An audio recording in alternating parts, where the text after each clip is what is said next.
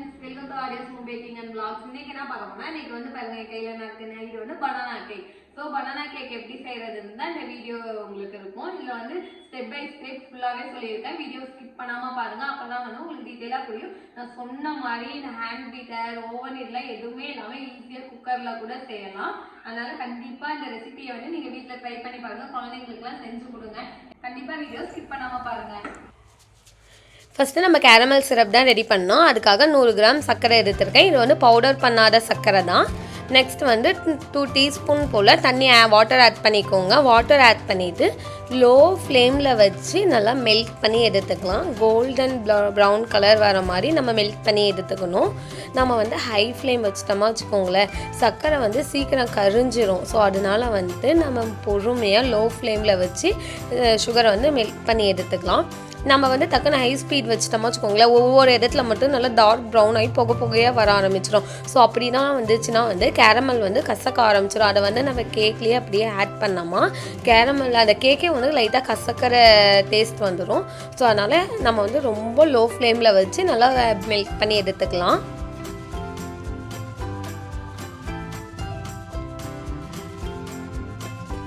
அதே மாதிரி caramel mix பண்ணுறதுக்கு சுகர் வந்து மிக்ஸ் பண்ணுறதுக்கு ஒரு ஸ்பேச்சுலா யூஸ் பண்ணிக்கோங்க, சிலிக்கான் ஸ்பேச்சுலா. ஏன்னா வந்து நம்ம ஸ்பூன் இதெல்லாம் வந்து இது மிக்ஸ் பண்ண யூஸ் பண்ணோமா அதெல்லாம் வந்து அந்த சக்கரை வந்து அதுலேயே ஒட்டி பிடிச்சிரும். நம்ம சிலிக்கானில் யூஸ் பண்ணோமா வச்சுக்கோங்களேன், அது அதில் பிடிச்சிருந்தா கூட ஒரு நைஃப் ஏதாச்சும் வச்சு எடுத்து விட்டோமா அது ஈஸியாக வந்து ரிமூவ் ஆயிரும். ஃபஸ்ட்டு நம்ம கேரமல் ரெடி பண்ணும் போது சுகர் வந்து இது மாதிரி கட்டி கட்டியாக தான் இருக்கும். அது போக போக வந்து நல்லா ஈவனாக மெல்ட் ஆகி நம்மளுக்கு கிடச்சிரும்.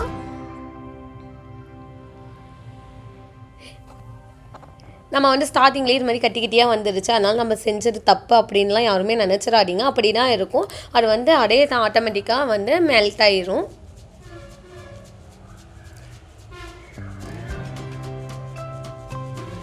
இந்த வந்து கேரமல் ரெடி ஆகிறதுக்கு வந்து நம்மளுக்கு வந்து 6 to 7 மினிட்ஸ் ஆகும். கரெக்டாக நீங்கள் நான் செஞ்ச மாதிரியே செஞ்சிங்களா வச்சுக்கோங்களேன், 6 to 7 மினிட்ஸ் ஆகும். வந்து உங்களுக்கு பர்ஃபெக்டாக வந்து உங்களுக்கு கேரமல் கிடைக்கும். நம்ம வந்து ப்ளம் கேக்குக்கெலாம் யூஸ் பண்ணுற கேரமலும் வந்து இந்த கேரமல் தான்.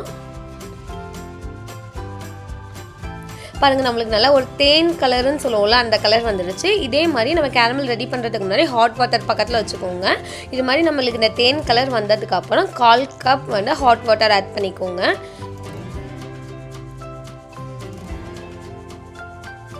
ஹாட் வாட்டர் ஆட் பண்ணும்போது மூஞ்ச பக்கத்துலலாம் வச்சுக்காதீங்க, கொஞ்சம் சேஃபாக ஆட் பண்ணிக்கோங்க. ஏன்னா வந்துட்டு நம்ம தண்ணி ஆட் பண்ண உடனே அது நிறைய அப்படியே புகையாக இதெல்லாம் வரும். ஸோ அதனால் வந்து எல்லாம் மேலெல்லாம் தெரிக்கும்.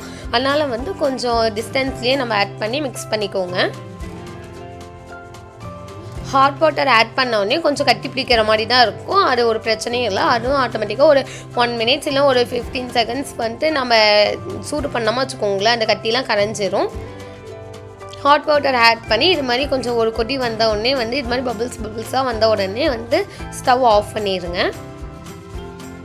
நான் சொன்ன மாதிரி ஸ்லோ ஃப்ளேமில் வச்சு பர்ஃபெக்டாக நான் சொன்ன மெத்தடில் நீங்கள் வந்து கேரமல் ரெடி பண்ணிங்களா இந்த கன்சிஸ்டன்சியில் உங்களுக்கு கரெக்டாக இருக்கும். இது ஆறுனவுடனே இன்னும் கொஞ்சம் திக்காக உங்களுக்கு கிடைக்கும். நெக்ஸ்ட்டு வந்து நம்ம கேக் செய்ய ஸ்டார்ட் பண்ணிடலாம், பேட்டர் ரெடி பண்ணிடலாம்.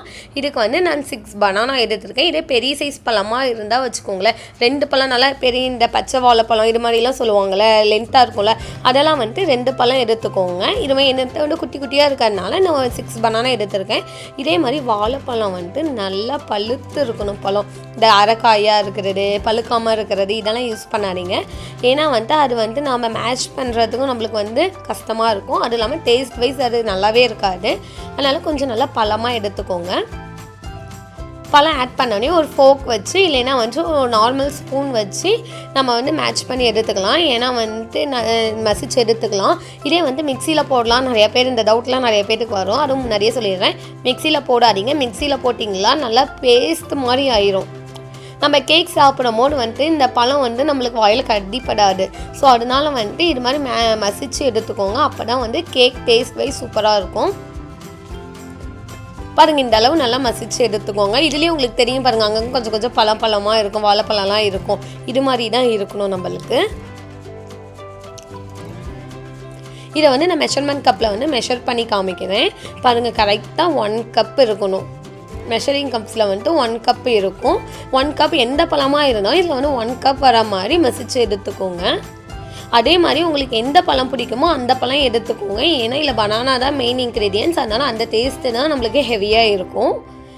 பாருங்கள், பழம் நல்லா மசிச்சு எடுத்துக்கிறதுக்கு அப்புறம் 2 எக் ஆட் பண்ணிக்கலாம். நார்மல் சைஸ் எக்காக எடுத்துக்கோங்க.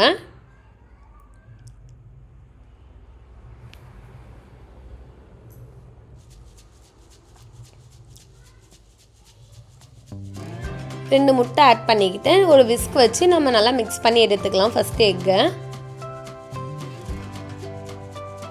நிறைய பேருக்கு இந்த டவுட்லாம் இருக்குது, நம்ம எக் ஆட் பண்ணுறோம் எக் ஸ்மெல் அடிக்கும். அதெல்லாம் இந்த கேக்கில் வந்து எக் ஸ்மெல்லாம் கொஞ்சம் கூட வரவே வராது, ஏன்னா நம்ம வெனிலா எசன்ஸ் ஆட் பண்ணுவோம். ஸோ அதனால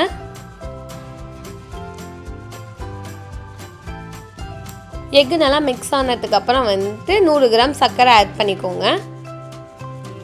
பவுடர் பண்ணாத சர்க்கரையை ஆட் பண்ணிக்கோங்க. அதே நம்மளுக்கு வந்து நல்லா கரைஞ்சி வந்துடும். சர்க்கரை ஆட் பண்ணதுக்கப்புறம் 1/2 கப் ஆயில் ஆட் பண்ணிக்கலாம். அப்புறம் 1 டீஸ்பூன் போல் வெனிலா எசன்ஸ் ஆட் பண்ணிக்கோங்க. ஏன்னா எக் ஸ்மெல் வந்து நம்மளுக்கு கண்ட்ரோல் ஆகி கிடைக்கும். ஸோ அதுக்காக அதே மாதிரி ஆயில் வந்து கண்டிப்பாக 1/2 கப் எடுத்துக்கோங்க. அப்போ தான் வந்து கேக் நல்லா மாய்ஸ்சராக சூப்பராக இருக்கும். ஆயில் மட்டும் கம்மி பண்ணிடாதீங்க. நல்லா சுகர் மெல்ட் ஆகிற வரைக்கும் நல்லா பீட் பண்ணி எடுத்துக்கலாம், மிக்ஸ் பண்ணி எடுத்துக்கலாம். இதுக்கு வந்து நம்ம ஹேண்ட் பீட்டர் இதெல்லாம் எதுவுமே தேவையே இல்லை.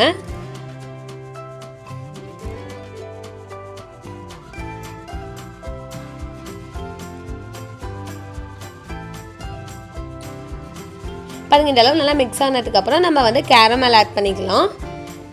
கேரமல் ஆட் பண்ணோடனே நம்மளுக்கு வந்து ஒரு கலர் சேஞ்ச் கிடைக்கும், சூப்பராக இருக்கும். கேரமல் ஆட் பண்ணதுக்கப்புறம் அந்த கலர் பார்க்கவே கலர்ஃபுல்லாக இருக்கும். இதுக்கு வந்து உங்களுக்கு இந்த ப்ளம் கேக்குக்கெலாம் ஆட் பண்ணுவாங்கள்ல, அந்த கலர் வேணுன்னா கூட ஆட் பண்ணிக்கோங்க. கேரமல் கலர் வந்து பேக்கிங் ஷாப்ஸ் எல்லாத்துலேயுமே அவைலபிளாக இருக்கும். நெக்ஸ்ட்டு 1 கப் மைதா ஆட் பண்ணிக்கலாம். இது வந்து 125 கிராம் 1 கப் வரும். நார்மலாக எடுத்தீங்களா வந்து 125 கிராம் வரும்.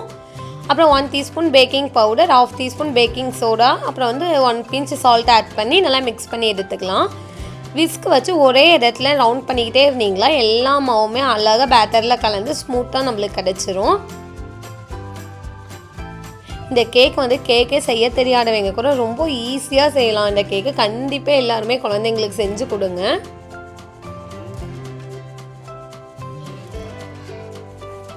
ஒரே டைரெக்ஷனில் மிக்ஸ் பண்ணிட்டு இருந்தால் அழகாக பேட்டர் வந்து ரெடி ஆகிடும். கண்டிப்பாக இதை வந்து குழந்தைங்களுக்குலாம் செஞ்சு கொடுங்க. இது வந்து குக்கரில் செய்கிறது எப்படின்னா, நம்ம வந்து குக்கரில் வந்து எனக்கு இது லப்பர் இருக்கும்ல அதை போடாமல் அடியில் வந்து உப்பு ஆட் பண்ணி ஒரு ஸ்டாண்ட் வச்சு ஒரு 10 மினிட்ஸ் வந்து லோ ஃப்ளேமில் ப்ரீ ஹீட் பண்ணிவிட்டு அப்புறம் வந்து நம்மளுக்கு என்ன டின் வேணுமோ அதில் ஊற்றி ஒரு 35 to 40 மினிட்ஸ் வந்து லோ ஃப்ளேமில் பேக் பண்ணி எடுத்தோமா அழகான பனானா கேக் வந்து நம்மளுக்கு கிடச்சிரும். ஓவனில் வந்து என்ன ஹீட்னா வந்து 180 டிகிரியில் 2 ரப்போட் ராடுமே ஆனில் வச்சுக்கோங்க. வந்து 35 to 40 மினிட்ஸ் வந்து உங்களுக்கு பர்ஃபெக்டாக பேக் ஆகி கிடச்சிரும். 180 டிகிரியில் வச்சு பேக் பண்ணி எடுத்துக்கோங்க. நான் இதுக்காக வந்து ஒரு ரெக்டாங்கிள் ஷேப் டின் தான் எடுத்திருக்கேன். இந்த ப்ரெட்லாம் செய்வாங்களே அந்த டின் தான் எடுத்திருக்கேன். இல்லை உங்களுக்கு இந்த டின் இல்லைன்னா வச்சுக்கோங்களேன், வந்து இது ஸ்கொயர் ஷேப்பில் கூட டின் எடுத்துக்கோங்க. அது வந்து பீஸ் போட நம்மளுக்கு ரொம்ப ஈஸியாக இருக்கும். கீழே வந்துட்டு ஒரு பட்டர் பேப்பர் ஆட் பண்ணிவிட்டு நம்ம ரெடி பண்ணி வச்சுருந்தோம்ல அந்த பேட்டர் வந்து ஆட் பண்ணிக்கலாம்.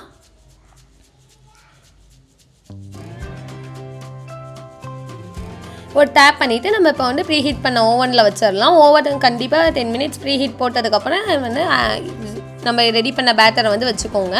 மேலே வந்து கலர் இப்படி இருக்கிறதுனால தீஞ்சிருச்சு, உங்களுக்கு பேக் பண்ணவே தெரியல இப்படிலாம் யாருமே கமெண்ட் பண்ணாதீங்க. நம்ம பனானா கேக் வந்து மேலே வந்து கலர் வந்து இப்படி தான் இருக்கும்.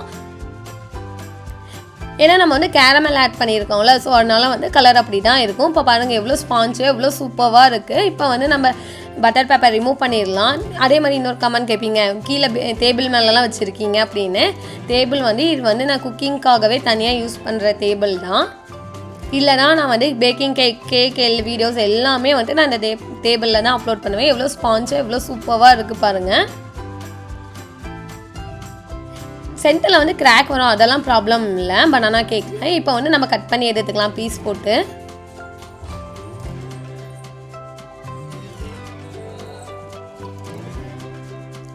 எவ்வளோ நல்லா சாஃப்டாக பீஸ் போட நம்மளுக்கு வருது. கண்டிப்பாக இதை வந்து குழந்தைங்களுக்குலாம் செஞ்சு கொடுங்க, ஈஸியாக செஞ்சிடலாம் நம்ம வீட்லேயே.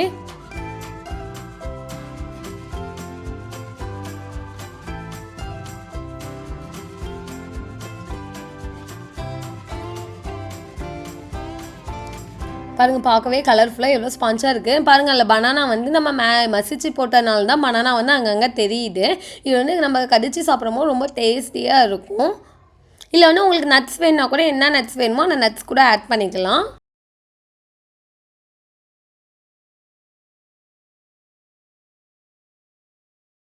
பாருங்க கேக் நல்லா எவ்வளோ சாஃப்டாக ஃப்ளஃபியாக வந்திருக்கு. இது ரொம்ப ஈஸியாக செஞ்சிடலாம். பாருங்க உடச்சி காமிக்கிறேன் எவ்வளோ சூப்பராக இருக்குன்னு, நல்லா ஸ்பாஞ்சியாக. இது சாப்பிட்டு பார்த்தீங்களாவே ரொம்ப சூப்பராக இருக்கும். கண்டிப்பாக இதை வந்து வீட்டில் ட்ரை பண்ணி பாருங்கள். ஹேண்ட் பீட்டர் போடாமே இவ்வளோ நல்லா ஃப்ளஃபியாக வந்திருக்கு கேக்கு. இந்த ரெசிபியை கண்டிப்பாக வீட்டில் ட்ரை பண்ணி பாருங்க. எல்லாம் ட்ரை பண்ணி பார்த்துட்டு இதோட ரிசல்ட் எப்படி வந்திருக்குன்னு கமெண்ட் பண்ணுங்கள். இந்த வீடியோ உங்களுக்கு பிடிச்சிருந்தா லைக் பண்ணுங்கள். தேங்க்யூ. மறக்காமல் சப்ஸ்கிரைப் பண்ணி சப்போர்ட் பண்ணுங்கள். தேங்க்யூ.